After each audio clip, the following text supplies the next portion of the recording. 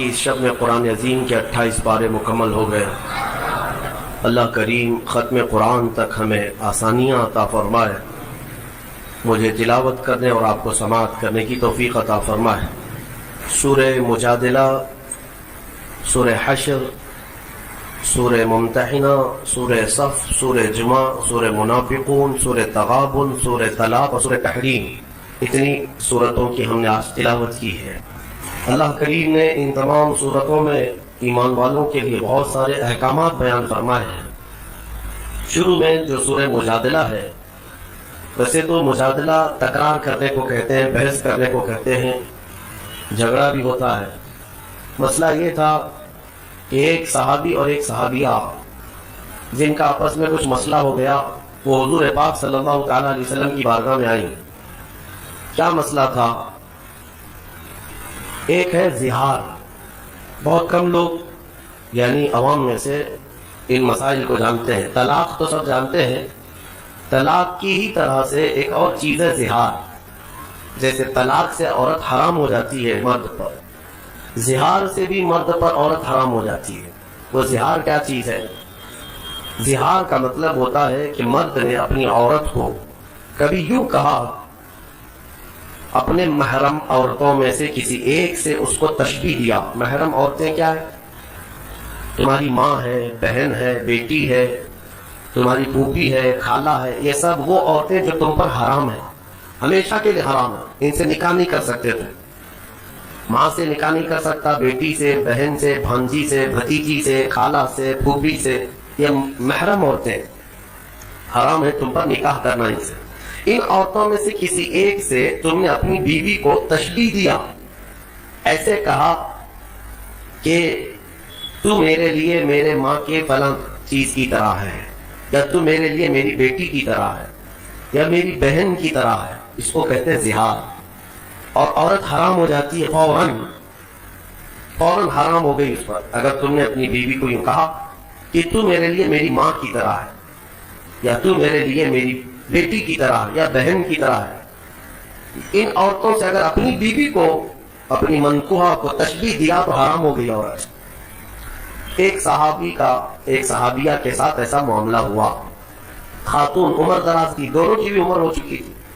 वो रोते हुए हुजूर पाक सल्लल्लाहु अलैहि वसल्लम की बारगाह में आई। कहा कि इतने साल तो हम अच्छे खासे रहे, अब जाकर के मेरे शोहर ने मुझे यूं कह दिया है कि तू मेरे लिए मेरी माँ के मिसल है, क्या करे?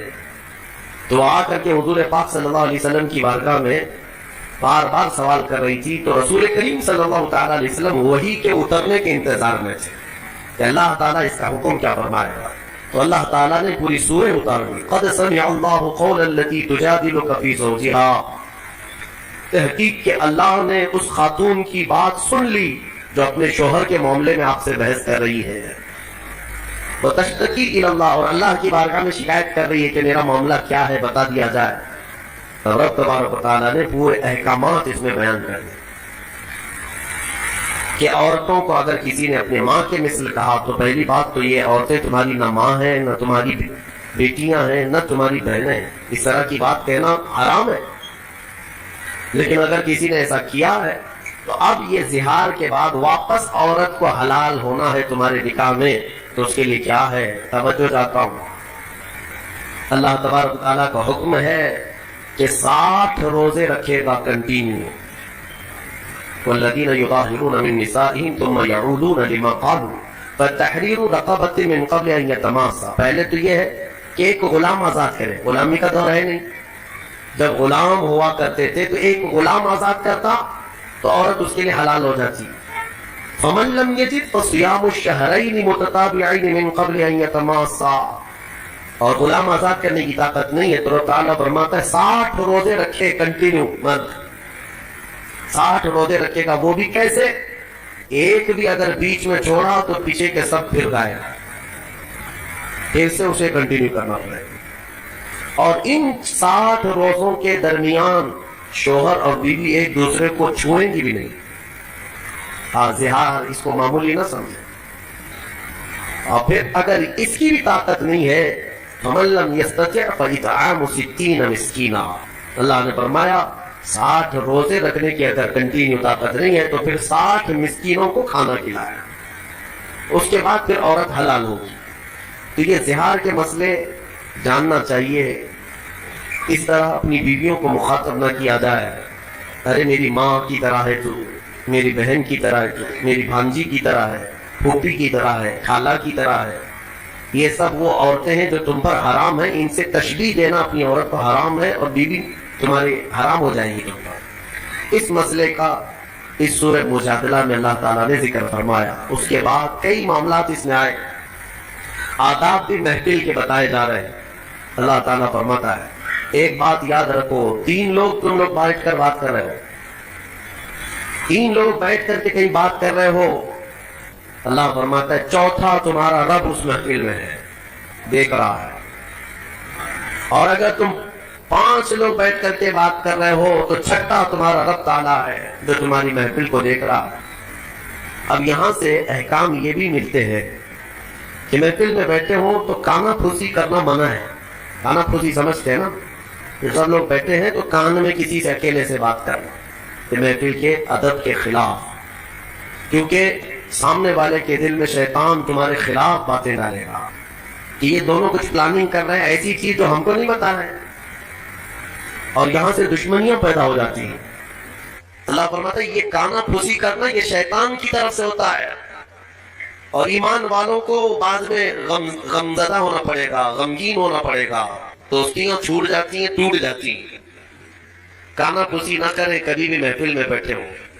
اور اسی سے ہمارے بعض بزرگ علماء نے یہ بھی فرمایا ہے کہ کانا پھوسی کا جو مسئلہ فرمایا گیا کہ تم اگر یہ سمجھتے ہو کہ تیسرے سے چھپ کر کے میں بات کر رہا ہوں تو ایسا نہیں، اللہ تمہاری باتوں کو سن رہا ہے۔ اور اسی سے یہ مسئلہ بھی اخذ کیا گیا ہے کہ آج کے زمانے میں اس کانا پھوسی کا سب سے بڑا آلہ موبائل ہے۔ یعنی تم ایک جگہ ہو، کوئی اور دوسری جگہ ہے، اور تم تنہائی میں بات کر رہے ہو، یہ بھی جو ہے نجوا ہے، یعنی چھپ کر کے بات کرنا۔ اور اگر کوئی یہ سمجھتا ہے کہ میں سارے لوگوں سے چھپ کر کے موبائل میں تنہائی میں بات کر رہا ہوں، قرآن میں مولا نے فرمایا تیسرا تمہارا رب ہے۔ تمہاری باتیں بلکہ تمہاری آنکھوں کی خیانت کو، تمہارے دل میں گزرنے والے حالات کو بھی مولا دیکھ رہا ہے۔ میرے عزیزوں، کوئی اس طرح کے گناہ چھپتے نہیں، چھپتے ہیں، چھپتے نہیں چھپتے ہیں۔ یہ موبائل کی خیانت کو بھی اپنے ذہن میں رکھیں، موبائل کی خیانت کو بھی۔ ہمارے پہلے جو بزرگ ہوا کرتے تھے یہ کہا کرتے، عام لوگوں کی بات میں کہہ رہا ہوں، کہتے تھے نا کہ بیٹا دیوار کے بھی کان ہوتے ہیں، یہ بولا جاتا تھا دیوار کے بھی کان ہوتے ہیں۔ کیا مطلب ہے کہ جب تم بات کر رہے ہو اور تم کو ایسا لگتا ہے کہ آپ کوئی نہیں سنے گا، یہ راز ہمارے دو کے درمیان، ایسا نہیں ہوتا۔ یہ بات جب رب تبارک و تعالیٰ چاہے گا وہاں سے دور نکالے گا۔ ایسے کئی لوگوں کے معاملات خراب ہوتے ہیں۔ اس لیے میرے عزیز، شاید میں نے شروع میں ہی رمضان کے ایک واقعہ بنی اسرائیل کے شخص کا عرض کیا تھا۔ وہ تقریباً 80 سال اپنے صومعہ میں عبادت کرنے والا شخص، 4 بھائی اپنی بہن اس کے حوالے کر کے گئے تھے، ہمارے گھر میں ہماری بہن اکیلی رہتی ہے، آپ اس کی دیکھ بھال کریں۔ اس نے کس بات سے شروع کیا تھا؟ بس اپنے عبادت خانے کے باہر چوکھٹ پر آتا اور اس عورت سے تنہائی میں بات کرتا۔ باتوں سے شروع ہوئی، خیر خیریت پوچھنا، پھر کھانا کھائے کیا، طبیعت کیسی ہے، یہ ساری چیزوں سے شروعات ہوئی۔ پھر یہاں تک وہ پہنچا کہ زنا کر بیٹھا اور اس خاتون کو حاملہ بھی کیا، اور چوری معلوم ہونے کے ڈر سے اس کا گلا گھونٹ کر کے مار بھی دیا اور زمین میں دفن بھی کیا۔ اور پھر انجام کیا ہوا؟ کوئی چیز چھپی نہیں۔ اس کے بھائی آئے تو شیطان نے ان کو سب بتایا، سب ظاہر ہو گیا۔ پھر اس عابد کو جو 80 سال عبادت کیا تھا سولی پر چڑھایا گیا، چہرہ کالا کیا گیا، اس کی عبادت گاہ کو توڑ پھوڑ دیا گیا تھا۔ یہاں تک کہ اس وقت شیطان اسے بچانے کی بات کرنے لگا تو اس نے شیطان کے ورغلانے میں آ کر کفر بھی بک دیا۔ تو میرے عزیزو، یہ شروعات کو آپ ہلکا مت سمجھیں۔ اللہ رب العزت اگر کسی سے ناراض ہو، غضبناک ہو، تو پھر اس کے ایمان کو چھین لے گا۔ یہ خفیہ اور کھانا پھوسی کرنا اور پلاننگ کرنا، اور خاص طور پر حرام چیزوں کے سلسلے میں کہتا ہوں آج کے زمانے میں بہت لوگ اس بلا میں مبتلا ہیں۔ نوجوانوں کو اگر کہا جائے تو کیا پتا ہے، ان کو یہ بات سمجھ میں نہیں آتی، ان کو ایسا لگتا ہے ابھی ابھی نئے نئے پر آئے، اڑنے دیا جائے۔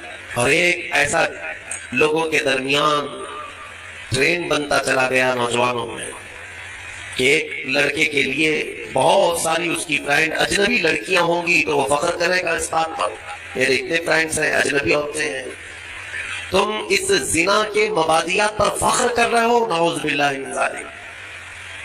میرے آقا صلی اللہ علیہ وسلم نے فرمایا تھا ایک زمانہ آئے گا جب لوگ زنا ایسے کریں گے جیسے گدھے اور کتے راستے پر کیا کرتے ہیں، اور پھر یہ بھی فرمایا کہ گناہ کو گناہ نہیں سمجھیں گے بلکہ اس پر ہنسیں گے لوگ۔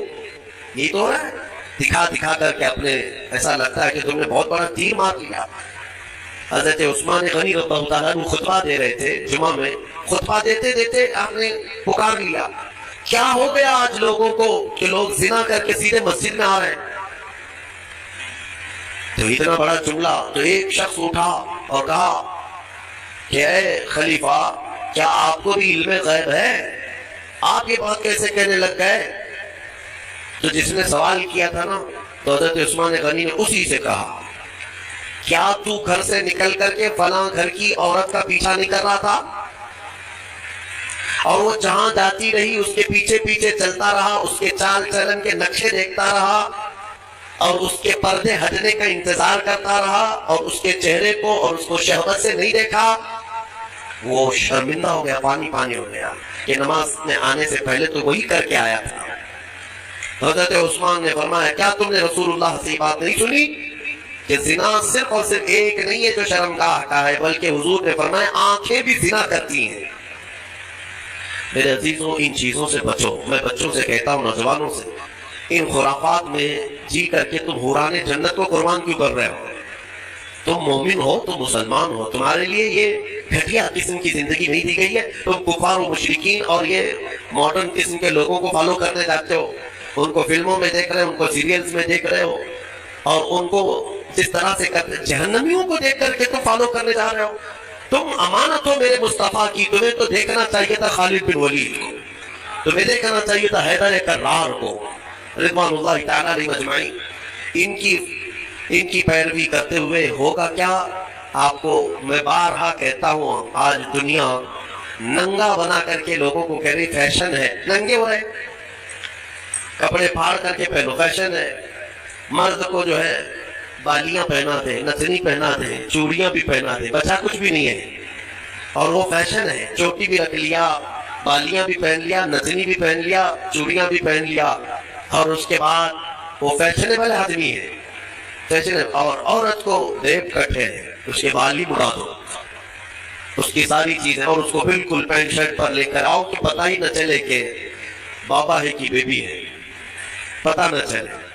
اور اس چیز کو تم سمجھ رہے ہو کہ یہ فیشن ہے۔ اور اگر کپڑے پھاڑ کر پہننا، چھوٹے کپڑے پہننا، میں بارہا اس جملے کو کہتا ہوں، عورتیں یہ سمجھتی ہیں کہ شارٹس پہننا، بہت کم کپڑے پہننا یہ فیشن کی علامت ہے، تو بھینس تو سب سے زیادہ فیشنیبل ہے، وہ تو کچھ بھی نہیں پہنتی، گائے یہ سب تو بہت فیشنیبل ہے کہ کچھ نہیں پہنتی۔ اگر ننگا ہونا ہی فیشن ہے تو جانور اچھا فیشن کرتے ہیں، تم کو اندازہ بھی نہیں، یہ جانوروں کی زندگی پر تمہیں لایا جا رہا ہے تو فیشن کہہ رہا ہے اس کو۔ انسان وہ ہے کہ زمین پر چلے تو شرم و حیا کا پیکر بن کر کے چلے۔ میرے عزیزوں، یہاں پر یہ جو نجوہ کی بات آئی اس کو میں آپ کے سامنے رکھا، اور مجلس کے آداب اللہ تعالیٰ فرماتا ہے وَإِذَا قِيلَ لَكُمْ تَفَسَّحُوا فِي الْمَجَالِسِ فَافْسَحُوا يَفْسَحِ اللَّهُ لَكُمْ۔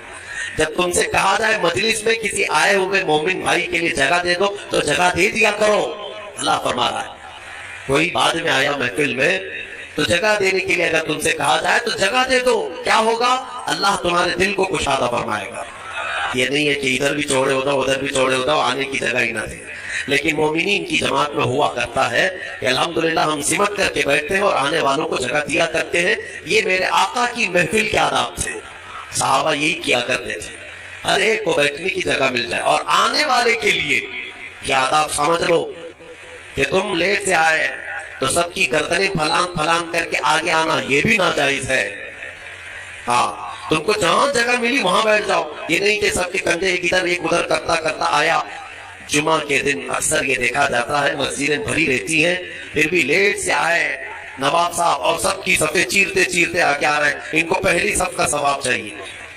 ہاں، سو کر کے اٹھ کر کے ابھی غسل کر کے آئے اور پہلی صف کا ثواب چاہیے جب خطبہ ہو رہا ہو. ان کو پتہ ہی نہیں ہے گردنیں چیر کر کے پہلی صف میں آنے والے کے لیے میرے آقا نے کیا فرمایا. حضور پاک صلی اللہ علیہ وسلم فرماتے ہیں جو اس طرح گردنیں پھلان پھلان کر کے مسجد میں آگے آتا ہے، کل قیامت کے دن وہ اسی طرح اچھلتے اچھلتے دوزخ میں جائے گا، اسی طرح سے کودتے کودتے وہ جہنم میں جائے گا. یہ اتنی بڑی وعید ہے یہ.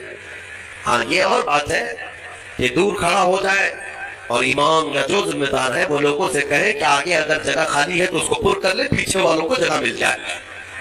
یہ امام اعلان کر سکتا ہے یا جو یہاں پر ہو، لیکن آنے والے کو پیچھے سے یہ اجازت نہیں دی گئی کہ تم سب کی گردنیں ادھر ادھر کرتے ہوئے آؤ. وہ تو غلطی اس کی ہے، اتنی دیر سے آیا کیوں.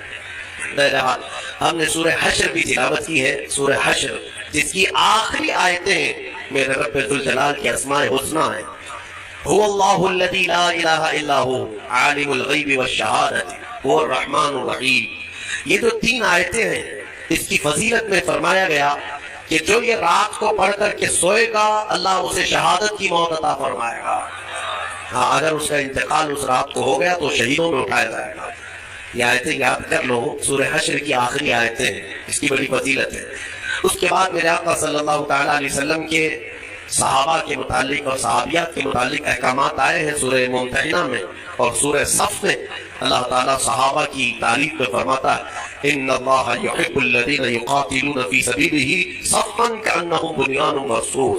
بے شک اللہ اس جماعت سے بہت محبت کرتا ہے کہ جب وہ اللہ کی راہ میں لڑنے کے لیے صفیں لگاتے ہیں تو ایسے مضبوط کھڑے ہوتے ہیں جیسے سیسا پلائی ہوئی دیوار. صف کے نام سے پوری سورہ ہے. یہی صفیں ہیں. اور صحابہ کی صفیں کیسی تھی جن کا ذکر قرآن میں آیا. ہاں میرے عزیزوں، ان کو چیر کر کے کوئی جا نہیں سکتا تھا، اتنی مضبوط صفیں ہوتی تھیں. آپ اندازہ کرو حضرت عمر فاروق رضی اللہ تعالیٰ عنہ کی شہادت جو ہوئی ہے نا وہ مسجد نبوی میں ہوئی. آپ فجر کی نماز پڑھا رہے تھے، 1 رکعت پڑھا چکے تھے. ابو لولو مجوسی یہ آیا، حضرت عمر فاروق رضی اللہ تعالیٰ عنہ سے اسے بغض تھی، بغض اور عداوت تھی، بغض رکھتا تھا. تو اس نے ایک خنجر اپنے جبے میں چھپا کر رکھا تھا اور پہلی صف میں آ کر کھڑا تھا. جب حضرت عمر نماز پڑھا رہے تھے، 1 رکعت ہوئی تو پیچھے سے اس نے حملہ کیا. وہ خنجر اتنا سخت تھا کہ پیٹھ سے سینے کی طرف آ رہا ہے اور حضرت عمر مصلی پر گر گئے. لیکن مسجد نبوی میں صحابہ سب نماز پڑھ رہے ہیں، نہ نماز توڑے، نہ بھاگو پکڑو دوڑو، کچھ نہیں. حضرت عمر مصلی پر رہے. حضرت عبد الرحمن بن عوف جو پیچھے کھڑے تھے آگے بڑھ گئے اور 1 رکعت آپ نے پڑھائی، کسی نے نماز توڑی نہیں. وقت کا خلیفہ زخمی ہوا ہے لیکن صحابہ کی نماز ٹوٹی نہیں.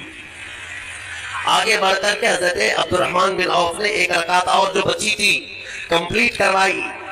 سلام پھیرنے کے بعد ارے قاتل جس نے خنجر مارا ابو لولو، سارے صحابہ نماز میں ہیں، وہ تو کب کے بھاگ جاتا، لیکن وہ پہلی صف کو بھی کراس نہیں کر سکا.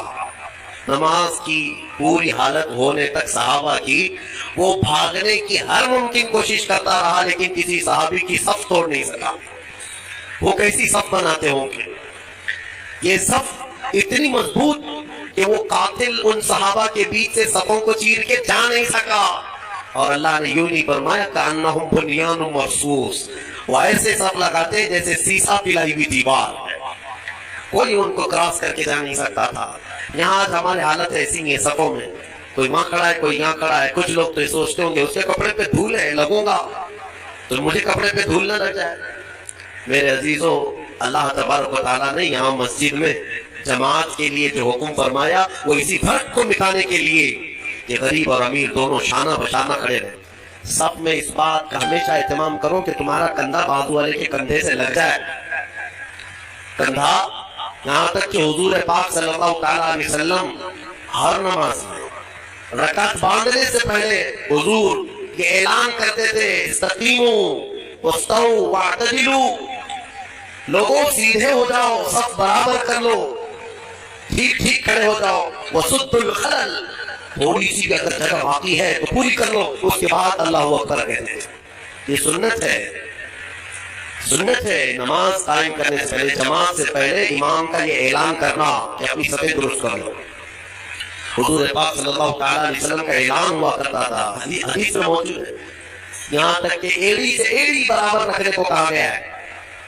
یعنی ہو سکتا ہے کسی کا پنجہ لمبا ہے، کسی کا چھوٹا ہے، اس کے لیے کہا گیا ہے سب لگانے کے وقت کس چیز کا خیال کرنا چاہیے؟ ایڑی سے ایڑی برابر، سامنے کے پنجوں کو نہ دیکھو.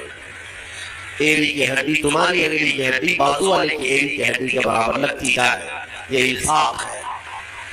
میرے عزیزو، اس کا اہتمام آپ کہاں کرتے ہیں؟ اور حدیث میں یہ بھی ملا کہ جس نے سب کو توڑا اللہ اسے توڑ دے گا. سب کو کاٹنا گناہ ہے. ہاں، اگر اتنی جگہ خالی رہ گئی کہ ایک آدمی آ سکتا ہے اور نہیں بھرا آپ نے سب، تو دونوں گنہگار ہیں، دونوں ادھر والے ادھر والے، اور پیچھے کی سب والا بھی گنہگار ہے کہ آگے اس نے جگہ دیکھا اور پھر بڑھ کر کے سب کو مکمل نہیں کیا، وہ بھی گنہگار ہے.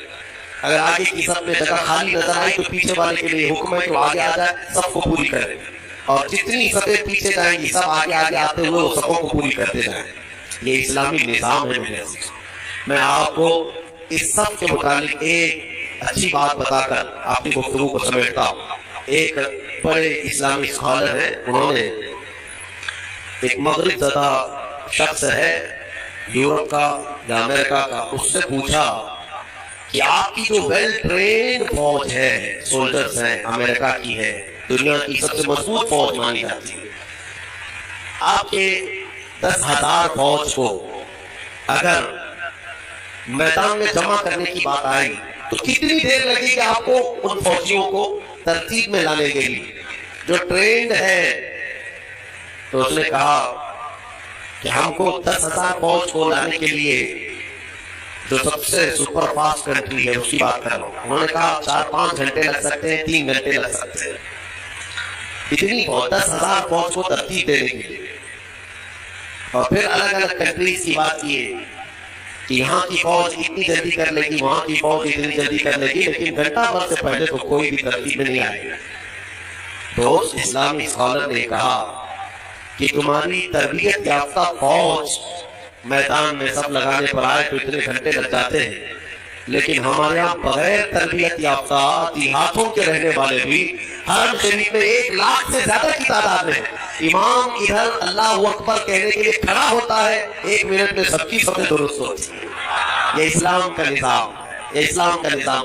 مسجدوں میں کوئی صفیں لگانے کے لیے نوکر رکھے جاتے ہیں کہ ادھر آؤ، ادھر سے کھڑے ہو جاؤ، ادھر کھڑے ہو جاؤ. اگر یہی کیا جائے تو ظہر سے عصر ہو جائے گی، عصر سے مغرب ہو جائے گی. ہاں، یہاں کسی بھی مسجد میں کیا خادم رکھے جاتے ہیں صفوں کو صحیح کرانے کے لیے؟ سب کا چیک کر کے آؤ سیدھے کھڑے ہیں نہیں کھڑے؟ نہیں ہے. یہ میرا مولا تبارک و تعالیٰ نے اسلام کو خصوصیت دی ہے کہ ہماری صفیں من جانب اللہ بن جایا کرتی ہیں. اللہ تعالیٰ کی طرف سے اللہ تعالیٰ ہماری صفوں کو مضبوط عطا فرمائے، ہماری صفوں میں وحدت عطا فرمائے. اس سب کی خصوصیت یہ ہے کہ میرے عزیزوں جب شانے سے شانہ مل گیا ہے تو اللہ سے دعا کرو کہ ہمارا دل سے دل بھی مل جائے. ہاں، جب شانے سے شانہ مل جاتا ہے اللہ سب کے دلوں میں بھی اتحاد عطا فرمائے. سورہ صف کے بعد سورہ جمعہ بھی ہم نے پڑھی ہے، سورہ منافقون بھی ہم نے تلاوت کی ہے، اور اخیر میں آج کی تفسیر کو سمیٹتے ہوئے یاد کروں گا کہ اللہ تبارک و تعالیٰ کی آج ذکر کی محفل ہے. سورہ جمعہ میں اللہ تعالیٰ نے فرمایا وَاذْكُرُوا اللَّهَ كَثِيرًا، اللہ کا ذکر کثرت سے کرو، کثرت سے کرو. اے میرے عزیزوں، ذکر نہ کرنے کی وجہ سے ہماری روحیں کمزور ہیں، ہمارے دل مٹھائے جا رہے ہیں. تمہیں پتا ہے جسم کو بھوک لگتی ہے، جسم کو کھانے کی بھوک لگتی ہے، اگر کھانا نہ دو تو پھر جسم کمزور ہوتا ہے اور چکر آنے لگتے ہیں. آپ روح کو برسوں سے نہیں کھلائے، روح بھی بھوکی ہوتی ہے اور اس کی بھوک اللہ کے ذکر سے مٹتی ہے. اس کی غذا اللہ کا ذکر ہے. روح کو کھانا کھلایا نہیں تو کب سے کمزور ہوتی ہے. میں آپ کو بتاؤں ذکر میں اتنی طاقت ہے، اتنی طاقت. اللہ اکبر. میں نے بزرگوں سے سنا، آپ جانتے ہیں کہ ایک تپسیا کرنے کا طریقہ جو سادھوؤں کے پاس ہے وہ کیا ہے؟ صوفیہ اکرام، جو ہمارے صوفیہ اکرام ہیں، نفس کشی کرتے تھے اللہ کے ذکر سے. اسی کو حاصل کرنے کے لیے بہت سارے سادھو بھی آیا کرتے تھے صوفیہ اکرام کے پاس. آج بھی ماررہ مطہرہ میں یہ روایت موجود وہاں کی کتابوں میں ہے کہ کئی جگہ کے سادھو وہاں پر تربیت لینے آتے تھے. کس چیز کے لیے؟ تپسیا، آتما کی شکتی، روح کی طاقت حاصل کرنے کے لیے. اولیاء کاملین کے پاس حضرت شاہ حمزہ عینی رضی اللہ تعالیٰ ماررہ مطہرہ کے بڑے بزرگ ہیں. ان کا معمول تھا یہ سانس کو روک کر کے ذکر کرتے تھے. یعنی صوفیہ میں ذکر کا ایک طریقہ یہ بھی ہے، حبس دم، پاس انفاس جس کو کہتے ہیں، یعنی سانسوں کو بھی کنٹرول کر لیا جاتا ہے.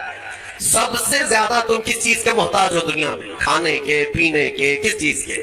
سانس کے محتاج ہو سب سے زیادہ. اور صوفیہ یہ کہتے ہیں کہ دنیا میں جو سب سے زیادہ ضروری چیز ہے اس سے بھی چھٹی حاصل کر لو، سوائے اللہ کے ہم کسی کے محتاج نہیں، سوائے اللہ کے ہم کسی کے محتاج نہیں. تو یہ ایسی اچانک نہیں آتا، اچانک نہیں آتا، تربیت کی ضرورت ہوتی ہے. برسوں اس میں مجاہدے ہوتے. صوفیہ اکرام، اولیاء اکرام کن کن چیزوں سے چھٹی لے لیتے پتہ ہے؟ کھانے پینے کی خواہش باقی نہیں رکھتے. ہر چیز کو چھوڑ دو، اب مجھے حاجت ہی نہیں اس چیز کی کھانے کی، طبیعت ہی نہیں مانتی. باڈی کو جیسے آپ عادت ڈالیں گے یہ باڈی ویسے ایکسپٹ کرے گی. تربیت کرنے کی ضرورت ہے. صوفیہ اکرام میں بعض اولیاء وہ ہیں جو نیند سے اپنے آپ کو آزاد کر لیتے، سونا ہی نہیں ہم کو. جس چیز کا غلبہ اپنے اوپر آ سکتا ہے اس سے آزادی لینا ہے. میرے عزیزوں یہاں تو ایسا ہے کہ نشے سے آزادی نہیں کر پا رہے ہیں، اور وہ صوفیہ روز مرہ کی حلال چیزوں سے بھی اپنے آپ کو آزاد کر لیتے تھے. کسی چیز کو اپنے اوپر حاوی ہونے نہیں دیتے. میں اللہ کا بندہ ہوں، صرف اس کا محتاج ہوں، باقی کسی چیز کا نہیں. میں آپ کو ایک بتاتا ہوں، حضرت شاہ مینا رحمۃ اللہ علیہ لکھنؤ کے بڑے بزرگ ہیں، آج بھی لکھنؤ میں ان کا مزار پاک ہے. جب یہ مجاہدہ کرتے تھے نیند کو ختم کرنے کے لیے، جانتے ہیں ایک اونچی دیوار پر، اتنی چھوٹی سی دیوار پر چڑھ کر کے نماز پڑھتے تھے. رات کے وقت دیوار پر چڑھ کر کے عبادت کرنے کی کیا ضرورت ہے؟ وہ اتنی اونچی دیوار تھی، رکوع کرتے، سجدہ کرتے اور لمبا قیام. اور لوگ ان سے کہتے کہ حضور یہاں عبادت کریں، وہاں کیوں؟ کہتے کہ عبادت کے درمیان اگر اونگ آئے، جھپکی آئے تو پھر میں اپنے جسم کو سزا دینا چاہتا ہوں کہ وہ دیوار سے نیچے گر جائے. جو اللہ کی عبادت میں غفلت کرے گا اس جسم کی سزا یہی ہے کہ وہ دیوار سے نیچے گر جائے. حضرت ابو بکر شبلی ایک مرتبہ ذکر کی مجلس میں رات کے وقت بیٹھے، آنکھوں میں غنودگی آئی، یعنی تھوڑی جھپکی آئی. یہاں تو پورا کئی لوگوں کی نماز ہی نیند میں ہو جاتی ہے. ہاں جمعہ کا خطبہ تو اکثر نیند میں جاتا ہے، بعد میں پتہ چلتا ہے جب جماعت کے لیے امام کھڑے ہو رہے ہوتے ہیں، پورا خطبہ پتہ ہی نہیں. میرے عزیزوں حضرت ابو بکر شبلی کو ایک بار سے جھپکی آئی تھی.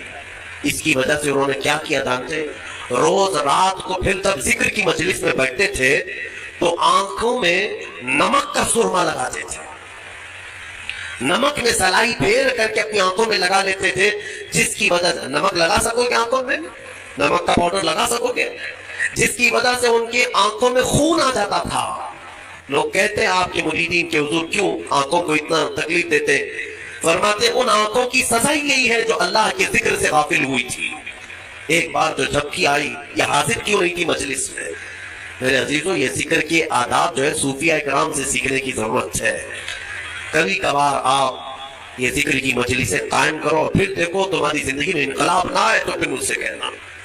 دنیا پھیکی لگنے لگ جائے گی. میں نے محسوس کیا ہے جن نوجوانوں کو ہم نے ذکر کی عادت ڈالی اور رات کے 12 بجے بھی اپنی ساری مصروفیات چھوڑ کر، نیند وغیرہ چھوڑ کر، ممبئی جیسے شہر میں رات کے 12 کے بعد ذکر کی مجلس میں آتے تھے تو 400 سے 500 کی تعداد میں وہ پورے جمع ہو جاتے. ان کو کون سی چیز کھینچ لاتی؟ کیا ہم نان کھٹائی دے رہے ہوتے، پیسے دے رہے ہوتے؟ نہیں. جس کو ذکر کی لذت ملتی ہے وہ کھانے سے زیادہ بھوکا ذکر کا ہو جاتا ہے، اسے بھوک لگنے لگتی ہے.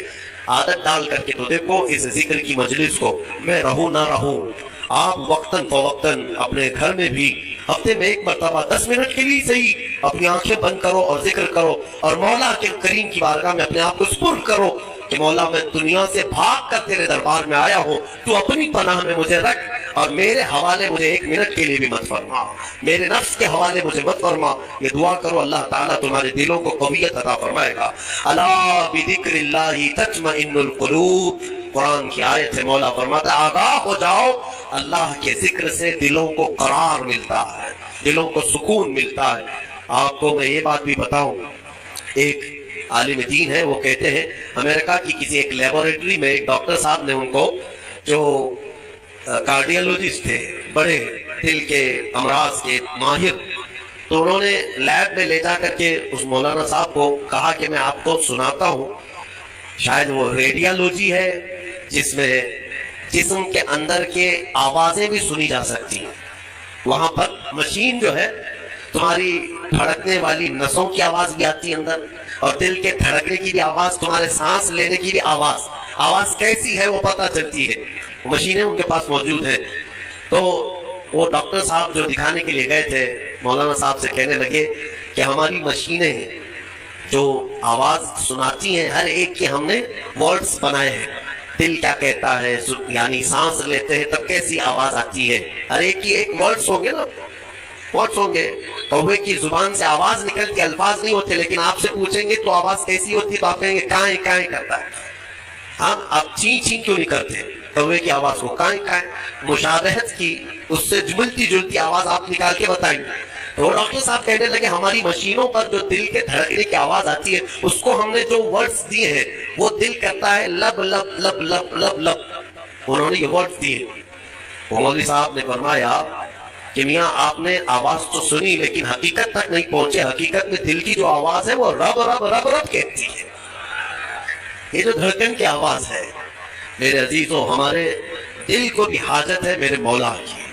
اس کو جب ذکر کی عادت ڈالو گے، ایک وقت ایسا آئے گا، میں آپ کو بتاؤں، سرکار مفتی اعظم ہند شہزادہ اعلیٰ حضرت، ہاں آپ کی عمر 90 سال کے قریب ہو گئی، اور ان کو دیکھی ہوئی آنکھیں آج بھی زندہ ہیں، ان کے مریدین ہیں، ابھی بھی موجود ہیں، وہ بوڑھے ہو چکے، لیکن ان کی زندگی ایسی پاکیزہ گزری ہے، تقویٰ و طہارت کے وہ امام تھے، مفتی اعظم ہند۔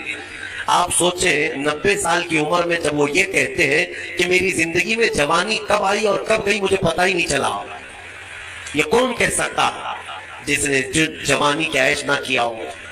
ان کے متعلق ان کے خلیفہ ہیں، وہ فرماتے ہیں کہ اخیر زمانہ ان کا جو نزع کے عالم میں گزرا وہ بھی لمبا گزرا ہے۔ ہاں، یعنی تکلیف بہت شدت کی تھی، تو سوئے رہتے بستر پر، ان کے حجرے میں جو جاتے مرید ہوں یا خلیفہ، کہتے ہیں کہ آپ بستر پر لیٹے رہتے، زبان بند رہتی، لیکن پورے کمرے میں اللہ اللہ اللہ اس طرح کی آواز آتی تھی۔ یہ آواز کہاں سے آتی؟ ان کے خاص خلیفہ خادم وہ فرماتے ہیں کہ یہ مفتی اعظم ہند کے کراہنے کی جو دل کی آواز ہوتی تھی، زبان نہیں ہلتی تھی، لیکن دل سے جو کراہنے کی آواز ہوتی، اسے غور سے کوئی سنتا تو وہ دل سے آواز یہی آتی، اللہ اللہ اللہ۔ میں نے ذکر کی مجلس میں کئی مرتبہ آپ سے یہ کہا ہے کہ اللہ کریم اتنا قادر مطلق ہے کہ جو اس کا ذکر کرنے کی عادت ڈالتا ہے اپنی زندگی میں، جب سب کے دل مر جاتے ہیں مولا ذاکر کا دل زندہ رکھتا ہے۔ ہاں، تمہارا دل بولنے لگ جائے گا، زبان بند ہو جائے لیکن دل بولنے لگ جائے گا۔ اللہ کریم ہمیں ذکر کرنے والا دل عطا فرمائے، غفلت میں پڑے رہنے والے دلوں سے اللہ ہمیں دور و نفور رکھے۔ وصلی اللہ تعالی علی خیر خلق محمد وآلہ وصحبہ اجمعین۔